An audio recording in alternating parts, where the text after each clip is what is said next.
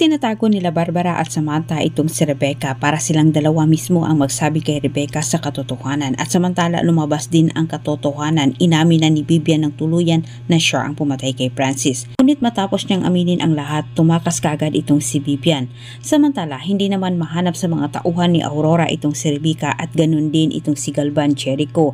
Pero si Rebecca ay napunta sa kamay ni Barbara at Samantha. Habang tumatakas itong si Rebecca ay sa hindi inasang pangyayari ay nabundol naman siya sa isang sasakyan na kung saan kaibigan ito ni Barbara. Ngunit walang ipinarating itong si Barbara kay Aurora na siya ang nakakita kay Rebecca. Wala nang gustong tumulong kay Aurora kahit si Amando ay inaatasan na siya nito.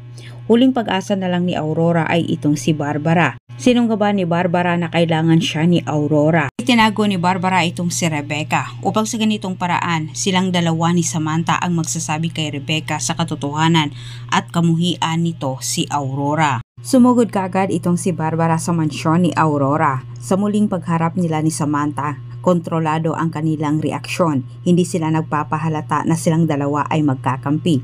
Muling pinatamaan ni Barbara itong si Samantha ng masasakit na salita at sinaktan pa niya ito.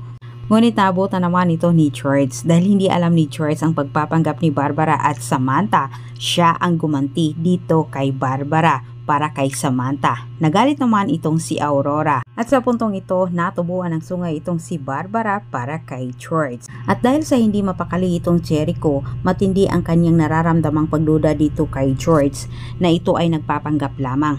Agad namang pinuntahan ni Jericho ng palihim ang ubi ko nung kaibigan ni George para tuklasin ang katotohanan. Ikinagugulat ng husto ni Jericho ang matuklasan niya na nakapangalan ni George ang record ng ubi. Ito na napagtanto ni Jericho na plano ni George na kunin ang anak ni Samantha at palabasin na kanya ito para sa gayon ay madali niya itong madala papuntang ibang bansa.